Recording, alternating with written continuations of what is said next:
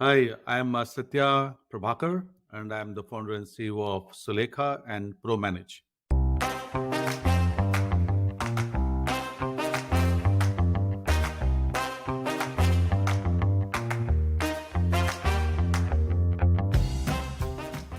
This is a story of an Indian engineer who went to the US, discovered the power of technology to change the world, and finally ended up coming back to India to build his startup. In this episode of the Founder Thesis podcast, your host Akshay Datt talks to Satya Prabhakar, who has had a front row seat to the evolution of startups in the US and India. He started Sulekha.com in the US as a community plus classifieds platform for Indians in the US way back in 2002. In 2006, he raised $10 million as his first external fundraise, which was a phenomenal amount of money for that era. Post this raise, he moved to India to build Sulekha as a platform to discover trusted local service providers, and the rest, as they say, is history. Listen to this fascinating conversation about Satya's journey spanning multiple decades to get a first understanding of the evolution of startups and learn from Satya's amazing insights. Stay tuned and subscribe to the Founder Thesis podcast on any audio streaming app to learn about the veterans of the startup world.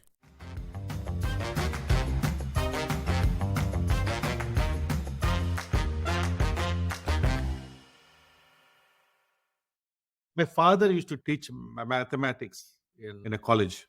He was the head of the department of math. My mom used to take care of us and home. And I had a particular handicap in the sense I had a pretty bad speech impediment at the time. My aspiration always has been to be a technology based business person. And so while doing NIT, I tried my best to do well. But I also simultaneously was preparing for about 2 years for both IIM entrance and also for admission to US universities for a master's degree in computer science. There were 4 IIMs at the time, and I had the good fortune of getting admission into all the 4 IIMs, A, B, C, and L, I think. Yeah, A, B, C, and the yeah. But simultaneously, I also got assistantship to do my master's in computer science from US. But the lure of America was too strong. So I left these admissions and I went to US. So that's what happened. So it was a great experience because I didn't have any programming experience while I was in India. But once you do a semester or 2 semesters of programming, then you come to the same level as everybody else. It so happened that my school also gave me an externship to do my MBA because MBA is quite rare to get an assistantship. Assistantship is both paying your fees and also paying you a scholarship for living. And neither of which I could afford at the time. So I continued to do my MBA. But immediately after my MBA, I did join a technology job. Where did you join? I went to work at Honeywell in St. Paul, Minneapolis. And in St. Paul, Minneapolis, I was an R&D engineer, writing mostly operating systems, real-time operating systems, and multimedia projects, primarily for Honeywell's internal R&D and also for other external organizations such as US Air Force. Post Honeywell, I went to AT&T. That was the beginning days of internet. Right? It was in the 1996, 97, 98. So I went to work for AT&T. At that time, it was called SBC, but later on, SBC acquired AT&T and renamed itself by AT&T. There, it was more of a business, a technology-anchored business development role, where the idea was to take technology and develop products that can be sold. So at that time, we built one interactive set-top box, right? Like today, you see boxes like Apple TV or Roku is there. It was an earliest version of a Roku, per se. It's an interactive set-top box. At that time, it was cutting edge because most set-top boxes were analog set-top boxes where you only could switch between channel to channel, and it came as analog. But this set-top box is a digital interactive set-top box through which you can stream video and have original programming. And that project that we did was in collaboration with Walt Disney and Microsoft. Walt Disney was supposed to create the interactive experience. Microsoft provided the hardware and the software, and the phone companies provided types. Exactly. And that was a colossal failure. The thing what they missed was they thought that the internet transmission is inherently incapable of handling video and audio. Only because See, once if you are a transmitter and you are a receiver, and the transmitter transmits any content or a data, immediately that gets chopped up into IP blocks, right? And each block of now I don't maybe it's a little bigger. At the time it's about 57 bytes long with the headers and other things. Each one takes a different path potentially to arrive at the receiver and gets reassembled at the receiver. For email, it's fine because at the receiver, the email will wait until all the blocks have come in, assembles, and then shows it to you. The fact that it was late by 3 seconds, you wouldn't know. But how would you know? The email came at 10:47:26. The fact that it should have come at 10:47:23, you don't know. Same thing with a website. If you're accessing a website, if I but video has got synchrony properties. Every frame, 24 frames have to display within a second. And your ear is even more sensitive than the eye. You are much more sensitive to audio disturbances than video disturbances. So they thought that because you don't control the transmission, you can't really run a video application on the general internet. At the time, internet was flaky. It must have been like a few kbps kind of speed. Yeah, kbps, and not reliable in the sense it will come, but it'll come after 6 seconds or 4 seconds. But by the time the video, like just now, your video froze for 2 seconds, and people can't handle it in the sense that if there's a pause, they think something has gone wrong or whatever, right? Yeah, it's a poor experience. Why would someone shift from that analog TV into this if it's going to have stutters? And so what they did was they said, I need to control the entire thing end to end. I will control hardware, I'll control the programming, I'll control the interactive TV guide. I will also control the hardware of the set-top box. I will also control the transmission protocol end to end. The first few are okay, but when they said they need to control the transmission, it became very difficult to pull off because then you need to develop the entire protocol from scratch. And phone companies are not known for engineering talent, so they couldn't pull it off. If only they had said, we will use the internet, they would have succeeded. That one call may make it a failure. So they wanted a proprietary technology instead of the internet as the medium of transmission. See, because today you have Hulu, you have Netflix, Amazon Prime, Z5, all these guys, they don't care about how it gets to the end user. They only control content, right? And they only control the consumer subscription. In between, it's all, they just leave it. But I have learned a lot in terms of how to move. I learned more about how to deal with people, other business partners, different kinds of personalities, but great experience working. I also had a chance to work with the current CEO of Microsoft. Satya was the project manager at that end. His is an astonishing rise. No? Amazing. For a company such as that to put the entire responsibility for a company that runs the software for pretty much every organization there is in the hands of an immigrant who has come in, first generation immigrant, that speaks a lot, both about the company and about him. So what next after that AT&T stint? This is before 2007, a few years before that, because I had this urge to write and I felt that there is a need for a platform for Indians to express themselves and interact. So it was an Indian specific social/commercial network. What I meant was social means people could write articles and people could write various things and interact and post comments and so forth. And the second one is we made it location specific in a sense of in a city, what are the events that are happening. Primarily, it was meant, the expression part was universal because there's no such thing as Indian living in the US experience, another one. But the commerce part was restricted primarily to cities in the US. In the sense, local classifieds, local events, local things. That just actually took off. You were the founder here. Like this was your original idea and product. Okay. Idea, yeah. Okay. What would be a comparable product to what you made? What did you call it? Like comparable product to, I'll tell you, comparable product to the social expression part would be Facebook. And the other part would be, I would say, a Craigslist OLX model. So it's like a Craigslist with community element in it where you can have forums and chat on those forums. And chat, it was forums. It was asynchronous chat. And that took off because it's both Indians in India and Indians in the US had a need for connecting digitally because you don't find people with the similar intellectual wavelength in the near vicinity or proximity of where you live. So suddenly you log into this world and you're similar minded people who are curious, who are expressive, who are debating. And plus, you had this local connect of, okay, I can look at events, I can buy and sell. It's a curious thing. Only because initially it was about expression only. Then we added the commerce part because expression doesn't feed your children, it make money somehow. So we added the commerce part, and that was in before 2000.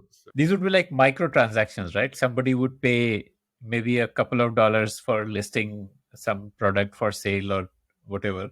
Yeah, and the events organizers used to pay us a lot for ticketing their events. Even now, Sulekha is the number one events local community for Indians in the US.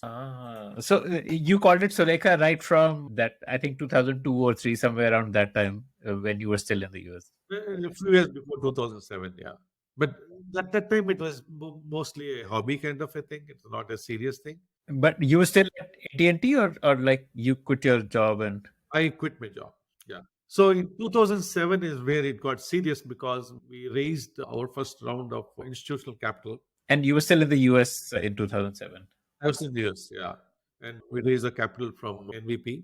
And, the head of NVP, Mr. Actually Prabhakar, he led the round. And with the condition, and not a condition, not that he was imposing it on us, it was our consensus that the future is going to be in India and not in the US. Because we felt that India will perhaps add as many people per week as to internet as all Indians living in the US. And that has come out to be true. So that's when I moved. In 2007 was when I moved to India. What was the status of Sulekha by the time you hit 2007? What revenue was it doing? And it was largely a pre-revenue company. It was maybe $1 million of revenue. Million. And you had payment gateway and all of that for these microtransactions or through some PayPal or something like that. Yes, also, yeah. Commerce was only in the US at that time. There was no commerce in India. Commerce was in the US, yeah. So India had like a listing option or it was only communities? India had classifieds. But you were not monetizing. It was like free classifieds. No. India is difficult to monitor because there's no way to pay. Because this online payment was not there. So we started as a classified. So we kept it as US. It was still continuing to do this events and other stuff. And India was a classifieds play. This was like a peer-to-peer or you would like... P2P. Okay. But in the US, you would have gone to businesses and told them that list your events here or list your products here and so on. Events, yes. That was like through a sales effort that you got that business in for events. And the rest was like, again, individuals who wanted to list something. So in the US and India, what we found is that classifieds, while pretty cool in terms of traction, right? People like OLX is today or Quicker is today.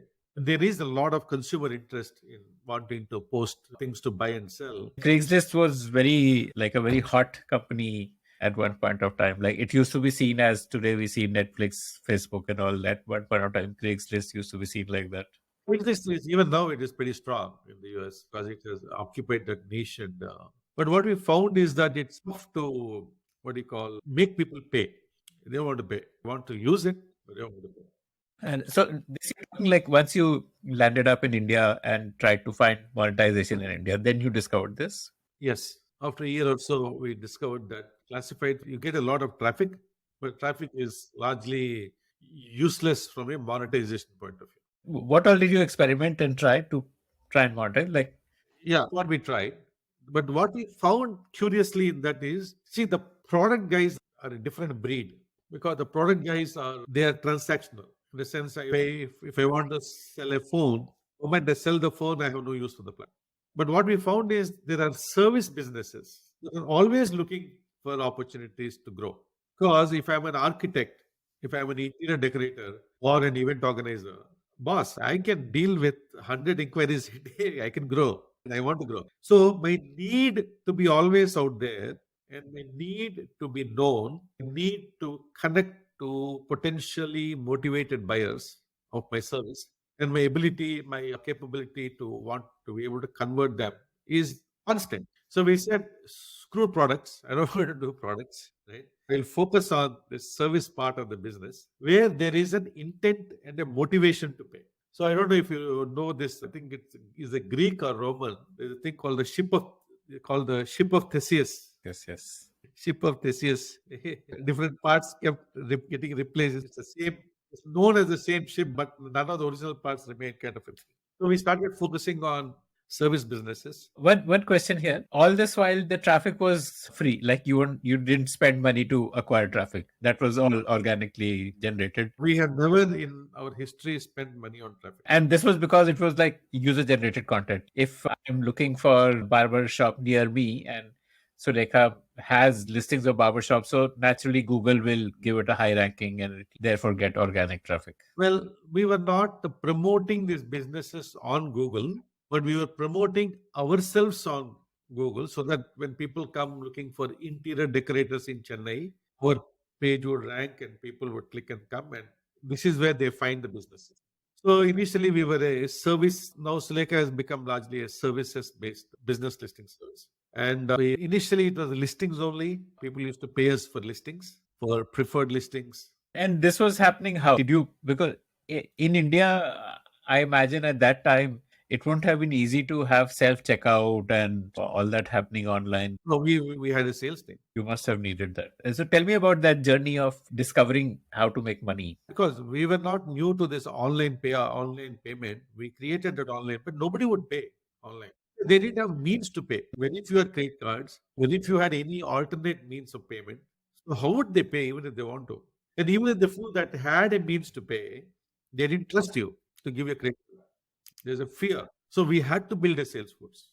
So we built a sales force. How did you do that? Did you go city by city? And we expanded to all the cities, and I traveled to cities, opened offices, and we built that. And in all, I think we had it in about 8 cities. By when you had in 8 cities? By 2014. And what was your playbook for opening up a city? Like, how would you go about, like? Mostly based upon population. Because the 4 big cities is a no-brainer. It is Delhi, Bombay, Bangalore, Chennai, Hyderabad, these top 5. Then Pune, Ahmedabad, Kolkata are the next 3. Then we did open offices, but we had people on the ground in other cities like Lucknow, Chandigarh, Madurai, places like that. And we kept growing. How did you manage the output from these people? And did you with a great amount of difficulty? I want to understand those challenges that you must have faced. Oh, very hard, very hard. The only saving grace there is in sales. I find that it is quantifiable and the performance is quite clear. And it's very hard for technology, for product development, and other things. And you also have a reasonably reliable yardstick saying that, hey, your size is so big, opportunity is so big. You have 50 people. Look at Chennai, comparable opportunity. It also has 50 people, but it is able to do 1.6 times more than you. What's your problem? We had pretty good analytics. We had pretty good systems and data, which we were able to do that. Right? So we did that. We continued to grow, and we continued to grow. There was a lot of competition even at the time. I remember in 2012, 13, a lot of companies got funded. There were at least 30 companies that got funded. And of course, the names that we know today. Who else was there? Like serious competitor? Companies like Ask Laila.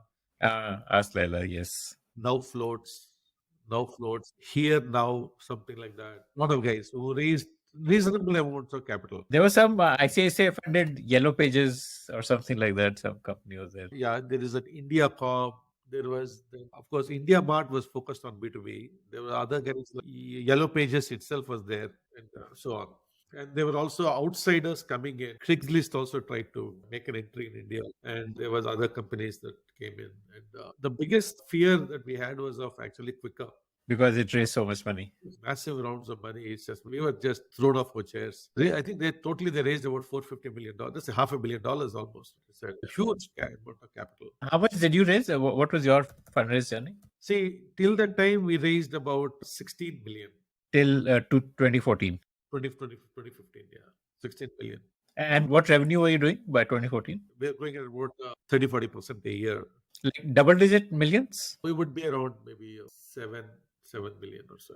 But we were growing. And then around 2014, 15, we saw the writing on the wall saying that plain listings is not something that will sustain us because the game is going to be owned by Google. Just I exist, that concept, because Google is saying I want to organize all information, and they're investing tremendously in local listings. Yeah, like a Google map, like listing your business on Google map is also like a classified listing only in a way. So I was in the US, I was traveling with somebody. We wanted to go to a restaurant to eat. He didn't go to Yelp or any focus tab. He went to Google Maps, found the listings, he found the reviews. We are going to compete head on with a Google. I am an ant, and Google is like an elephant. And that's not the, I mean, we can't fight that war and win. So then, as we understood what our customers want, see, the SME is cut from a different cloth. SME is cut from a different cloth in the sense he's never profitable. He's always struggling. He has no money, right? He's short of capital. He wants to grow. He is not as concerned about a brand. He just wants sales. He wants customers. His shirt has only a single pocket, whereas CMO has got two pockets: his own personal pocket and the pocket of his company. Yeah, okay. And his company pocket is not his money. Not that he is careless in spending. It's a different orientation, He has access to more budgets. more budgets, and his scale is different, and his horizon is different. He's not saying, if I give you 100 rupees today, tell me what business you gave me today. He's not as exacting in his expectation of return. Whereas the poor SME is counting every rupee. Right? So we felt that guy wants something else, which is that he wants to be connected to a motivated buyer. He's not happy with, say, hey boss, you are there at the top, people are looking at you, so many people are clicking you. He says, what the hell is a click, man? I don't hear a click.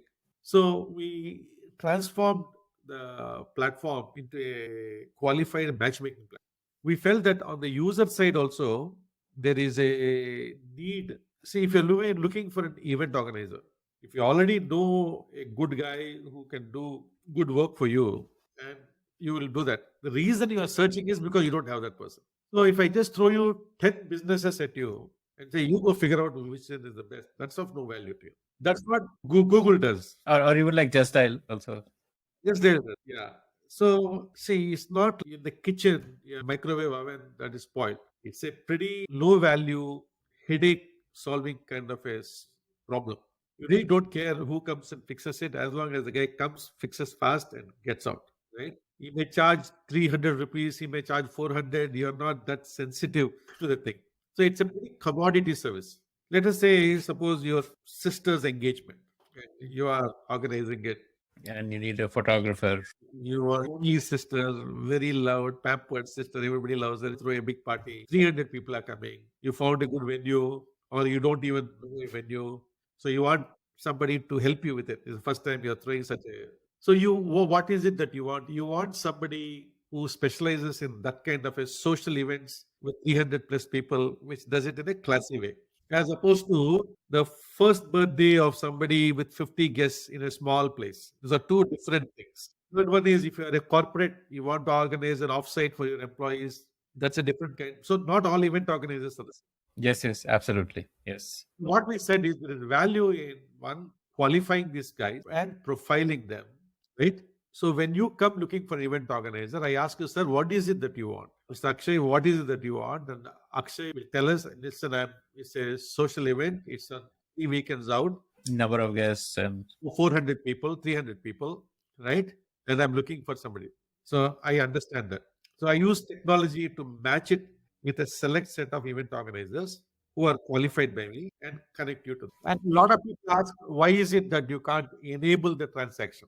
These don't lend themselves to enabling transaction, because it's not that you look at 4 guys, look at the profiles and say, okay, this guy is charging me 1.5 lakhs, let me pay 1.5 lakhs. Yeah, you need to have that slightly more engagement. You need to engage with multiple people before you finalize. You want to talk to them, you want to ask them questions, and then you want to negotiate, right? You may want to say, listen, my budget is 1 lakh. Then the guy will say, I suggest you take out this part of the event and we do it like this. So we built it on that. And it was a phenomenal success in terms of our ability to distinguish ourselves from everybody else in the market. Okay. I wanted to understand from a product perspective a little bit. So you said that you connect them like a curated set of sellers with buyers.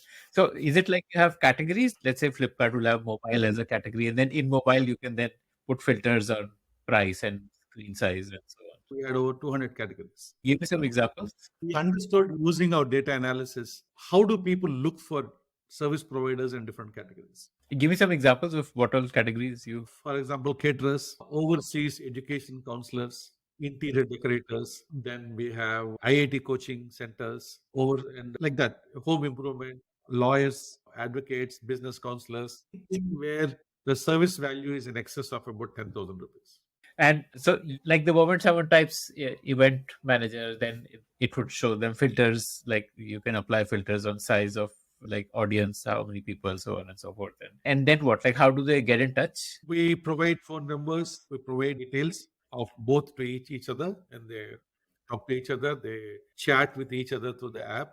Initially, when we started, people were more comfortable with having a phone conversation. Now, people are more comfortable with chatting. Yeah, most products have evolved from phone to chat, like even the other classifieds. With chat, the problem is we all are in a different world because we are so comfortable with English. But you go to a small town like Vijayawada or Hyderabad or even in major cities, people have difficulty chatting in the local language through app. They don't know what they want to say because the composition is very difficult.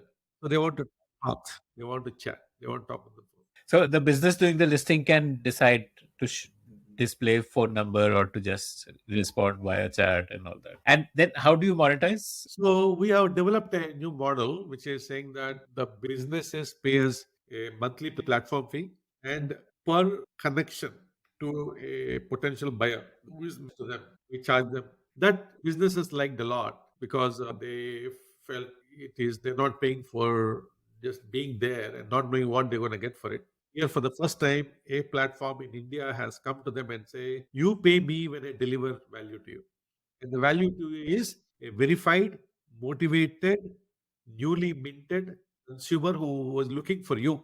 Who's not looking for you, who is looking for your city category. If you're an event organizer in Hyderabad, I am not going to connect you to an event organizer looking in Ahmedabad, nor am I going to connect you to a guy who is looking for an architect in Hyderabad. I'm going to connect you to somebody who's looking for an event organizer in Hyderabad. And in some categories, we went even further by breaking up the city into zones. Like education counselors you would want near you. Yeah, coaching centers, people don't want to travel more than 4 or 5 kilometers. We did that. So that's what we did. It was awesome. Before COVID, that quarter, we must have served about 45,000 businesses. Pay per lead model, is this prepaid or postpaid? Do they have to top up a wallet and then you deduct from that wallet every time a lead? Always, all of our businesses, it is prepaid. I will not chase you for money. So they have a wallet and from that it gets deducted each time they get a lead, something like that. Yeah. Okay. And how do you curate the listings? You said that you want listings to be curated with data points about them so that you can do better matching. So how does that happen? We have sales team. We have an onboarding team. So this happens through a call where we will talk to that business and we get their profile information, we get their contact, we get all the other stuff. Because we have to establish ourselves that it is a reliable business. Okay. We don't know all the time, but we have to go farther than just a general listing. We collect their business contact information, their service tax information, GST information, so that, yeah. So any business listed on Sulekha is like a business which has gone through KYC and in terms of their legal entity status and things like that. Yes, of course. And any business on Sulekha is a paying business. You don't have freemium model where we do. Freemium guy is a freemium guy in the sense he stands last in the queue. Yeah. Okay. So there would be like a free listing option also where businesses can self-list, but to get leads, they would only get leads if there is nobody else in that category or something like that. Correct. Okay. And is it that you can have, say, silver plan, gold plan, and so on, and you get more leads if you're on a gold plan, like what Just Style would have, I guess? You can buy as many leads as you want. But oftentimes we are constrained by how many leads. Yeah, how much demand is coming in? That's the challenge in that model is in some city categories you have a lot of consumers but no businesses. In some categories you have a lot of businesses but no consumers. That imbalance is a painful thing to solve for. Is it an imbalance because the behavior is not online, or is it fundamental imbalance where there is more supply? Fundamental imbalance in that category. Okay. Give me examples of. For example, actually internet service. You have consumers who want it, but not businesses who are willing to pay for it. Okay. Because there's only these big three, Airtel, Vodafone, and Reliance. Okay. And the other side, there are interior decorators. I mean, there are endless number of interior decorators who are willing to pay because each contract can be worth lakhs of rupees. Will pay any amount of money to it, but we don't have enough consumers. So therein the suboptimality of that model. What would be your average earning per month from a from a small business? What would they be typically spending on Sulekha? Business spends on Sulekha between 5,000 rupees a month to a lakh rupees. What are the kind of businesses that spend a lakh a month? Like Architects, interior decorators, and electric power generator guys, building contractors, building people who construct buildings. right, civil contractors. Okay. And so now, where are we in the journey? You raised about $28 million in 2015. So that round was to build up this like a platform for service providers to get more business. We did extremely well, and in 2019 we were getting ready for a listing. How were you profitable? What was the secret to that? Because for listings businesses, none of the other businesses are profitable. So I think I'll tell you my hypothesis. See, in any listing business, right, there are three scenarios. One scenario is if I'm a business guy, if I'm listing, because everybody pays roughly the same to get listed. If I'm listed there, if I am getting a lot of responses and I'm getting a lot of value from the platform being listed there, next time when I come up for renewal, you cannot get me to pay more money. You can get me to pay more by the rate of inflation. If last year I paid 50,000, now you can get me to pay 55,000. You can't get me to pay a lakh, even though I'm getting 3 lakhs worth of value from you. Because your model is, boss, this slot costs 50,000. Last year it was 50,000, this year is 55,000. I mean, house rent is the same, right? For some reason you got a house rent for some X money. The guy comes and says, no, you pay me 2 times more. so this is like when you're doing space selling, basically. Space selling. Now, the guy who doesn't get value, he won't pay you money next time. Yeah, there'll be a churn. Yeah. So you are screwed up on both sides. Monetization of the same asset is better on a pay-per-use model than on a subscription model. That's why we were more profitable, I think. What happened when COVID hit? See, the problem is the categories we were dealing with are all high-value categories. Second is they were all in categories that got shut down. Okay. Home improvement, nobody wants people to come into their home for 2 years. Even now, people are weary. Events also is shut down. Events, totally, there was a law against events. Coaching centers were all closed down. Business services were all. So suddenly, it was cataclysmic. And that just pushed us behind. And we also couldn't sustain the size of the organization. We had to reduce the size. Because you would have had a large sales team, I'm guessing. We had a sales team, and the problem, Akshay, we had was that we didn't know the end game of COVID because we never experienced it. We had a playbook of saying, I know how to deal with a 15% shortfall in cash, in revenue overnight. I can even deal with 25%, but I don't know how to deal with the 80% drop. We fell off the cliff.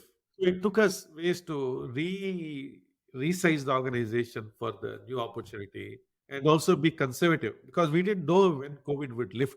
And actually, COVID lifted after 2 years, really. So we said, okay, we'll have a smaller team and rebuild the company back up and reinvent ourselves. In COVID, we stepped back and we said, what do we do? Because the aggregate demand has come down dramatically. We don't know when it'll go back up. So how do we compensate for this shortfall? And in a way, it forced us to reimagine what we do. And we have succeeded in developing a new platform called ProManage, both at small businesses and large enterprises. So the thing that we said was, listen, why should these customers of mine only get connected to consumers who are coming to Sulekha? See, if you're an event organizer, right, you are not, you just want to grow a business and you are technologically speaking illiterate. Because you're an event organizer. What do you know about optimization, platforms, profile optimization? You don't know. And you are looking for help. And there's nobody well organized to help you. Agencies, small digital agencies that say, sir, I'll do optimization, but they're really not qualified. Right? So we said, let us take these customers, right? And also target large enterprises. And you won't believe it, large enterprises are even more hobbled than an SME. An SME can go and get some local guy to optimize his GMB profile, Facebook profile, all these things, right? But a large enterprise can't do that. We can't do that because it has, let us say, 1,000 locations. How do you manually manage, optimize 1,000 locations? You got to put an army. Army is not affordable, right? So we looked at it and we said that it requires a different approach, which is a technology and AI-driven approach towards digital management. I don't know, Akshay, if you heard this number. There are 700 searches for products and services in India, right? So two things have happened in the last year, and these are profound seismic changes in the way we approach life, which is people are wanting to discover products and services and businesses online. They don't want to search anywhere else. They will never search anywhere else. Number one. Number two, they also don't want to, they want to engage with businesses digitally. Right? If say your fridge is broken, Samsung is broken, you would rather send a chat via WhatsApp saying that please send a service person. Samsung comes and shows you, okay, sir, please pick a slot. You pick a slot, right? Done. Somebody comes. That's what you want. You don't want to call on the line, pick the IVR junk and wait on the line. And then they'll ask you to read out the serial number. And businesses, both large and small, have to contend with this fundamental behavioral change. A lot of people think this is a marketing exercise. It's not. It's a hygiene. If you have a restaurant, would you say putting a signboard, nice signboard above that tells who you are, your brand, and what you do, and it is properly visible to the traffic on the road? Do you consider that a marketing exercise or an operating expense? It's essential, right? But you can't do it because a listing has got 70 variables. A simple GMB listing has got large number of variables. And GMB is Google My Business, which is how you list yourself on Google Maps. But GMB is not the only show in town. There are others. And being present on others actually influences and accentuates your ratings on Google, your reviews on Google. Who are the others? Like there is GMB is there, Microsoft Bing, Facebook Pages, Locify, Sulekha is a listing platform. So what search engines are saying is there are hundreds of millions of small businesses. I can't potentially be talking to all of them to know which is a good business, which is not. I will use proxies, signals to find out which is a good business. And the proxies are, if you have been in business for long, if you are also listed on other platforms, if you have a website, if you have a social profile, all these things add to the score. And how many people are reviewing you? Established you are. There is authority. Then there is love. There is positive love, where there are reviews and ratings and so on. So search engines look for all these things and rank. A lot of businesses don't know. And let us say you are one of the large financial banks. You have 5,000 locations. So 5,000 locations times 60 variables. There is 3 lakh variables. Let's say you want to be present on 5 different platforms. That is 15 lakh data values that you have to manage. How will you do it? You tell me. You can't do it. So you need a technology, and every profile has got a unique problem based upon the competitive landscape that particular branch is located in. So you need AI to compute the score of this, which is a proxy for how well it gets visible when people come looking for you. And let's say on a score of 1 to 100, you are a score of 60 or 55, you need to move to 70. What do you do to move to 70? You don't know. That's not your gig. That's not your expertise. You need help. So that's what we done is we went and created ProManage as a platform which got integration with all the major distribution platforms with GMB. And things. So we can write to the platforms, we can read from the platforms in real time. Plus, we have an AI software that analyzes every profile and ensures that the representation of this profile on multiple platforms is in sync. And if there are reviews on multiple platforms, they all come to one place from where you can respond. If you have enabled chat and all these things, all the chats will come and sit in one place. So it's all a unified, extraordinarily powerful and sophisticated air traffic control for your digital presence. There are at least about 28 criteria or factors on which Google doesn't allow you to do certain things. That especially when you have multiple locations, branches, right? It won't allow you to do things. That by building software on top of it, we are able to do it. There is one unique property that no other audience of no other medium has. That is lean forward purchase intent. If you're watching, let's say, even when you go to Instagram Reels, right? Or you go to Twitter, or you're watching an Amazon Prime Video, or you are listening to your podcast, right? At that point, I'm sitting back, I'm listening to Akshay talk to Satya, is making some sense. So let me listen to it. At that point, Satya, or let's say one girl who is listening to this podcast, Ruby has no purchase intent. She's not looking for anything. She's just enjoying Akshay talking to Satya, hopefully. But that is not the case with search.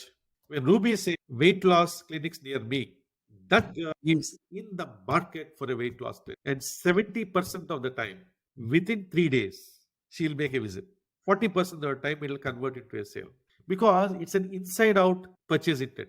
It's a strong one, right? Now, if I am watching, let's say, one TV show on ZTV, right? There's an ad for Enfield bike. I'm not really looking to buy a new bike. It just goes by, oh yeah, it looks very nice, it looks sexy, maybe I should. It's a very weak purchase intent. It was exposed on a guy with no purchase intent from a appraiser. But the search is not, it's inside out purchase intent. So you cannot ignore it. You essentially do a ranking of leads for a brand and say that this is a high purchase intent lead and this is a low purchase intent lead. So the ProManage is a digital marketing SaaS platform. It is not a lead generation platform. Incidental byproduct of that is inquiries.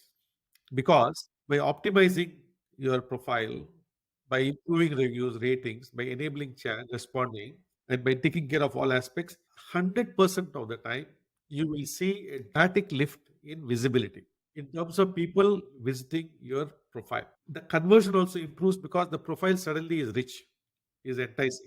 So it will happen. But we are not, unlike in Sulekha, we are not holding ourselves to, I'll give you 80 leads. We are saying, boss, it's a new world. You got to get your act straight.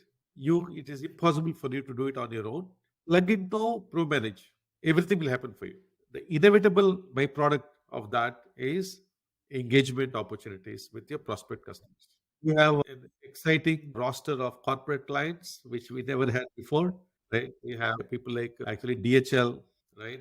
Apollo Pharmacy. We have anybody with a large offline retail presence essentially would be. Yes, it is. Right? We have over 25 of them, and that's all. So that's one good thing that happened because of COVID. And we are super excited because Sulekha will continue to be a lead gen platform and ProManage will be a marketing SaaS platform. They both can serve customers very well. What do you see the revenue split between these two platforms to be? Like, I'm sure right now ProManage would be small. We believe that this ProManage will be close to between 60 to 70% of the total revenue. Okay, because these are enterprise clients and... Enterprise clients is one. This is the target group is a much wider target group than service businesses only. Because now product companies like Apollo Pharmacy, they also come in. Because previously we couldn't sell to product companies. Yeah, they didn't want leads.